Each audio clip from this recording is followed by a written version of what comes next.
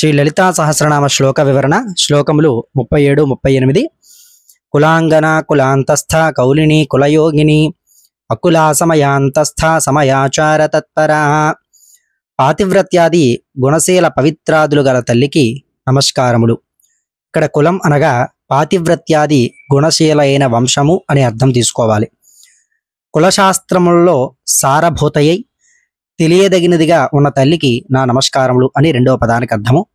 కౌలిన్యై నమః, శాక్తేయులచే అన్ని విధాలా పూజింపబడు తల్లికి నా నమస్కారములు అని మూడవ పదానికి అర్థము.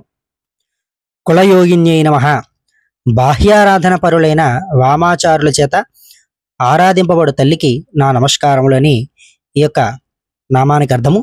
అలాగే ఓం అకులాయై నమః, శుశుఘ్నకు పైనున్న అకుల సహస్రార పద్యము ఎందు నివసించినటువంటి తల్లికి నా నమస్కారములు, లేదా సహస్రార పద్మరూపము కలిగిన తల్లికి నమస్కారములు.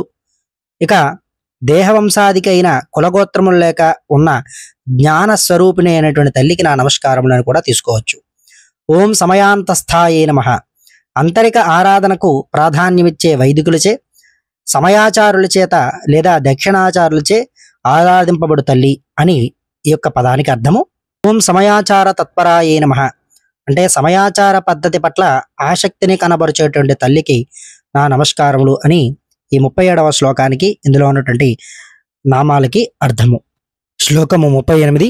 మూలాధారైక నిలయ బ్రహ్మ గ్రంథి విభేదిని మణిపూరాంతరుదిత విష్ణు గ్రంథి విభేదిని, అంటే మూలాధార పద్మమునందు నివసించు తల్లికి నా నమస్కారములు అని 99వ శ్లోకానికి అదే పదానికి అర్థము. నామానికి 4 రేకులు గల మూలాధార పద్మములో నిద్రాణమైనటువంటి కుండలిని శక్తి కలిగిన రూపంలో జగన్మాత ఉంటుంది.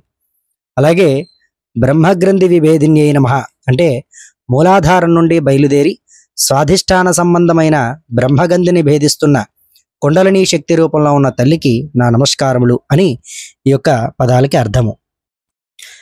మణిపూరాంతరుదితాయై నమః, అంటే నాభి ఎందున్న మణిపూర చక్రంలో భాసిల్లుతున్నటువంటి తల్లికి నా నమస్కారములు అని అర్థము.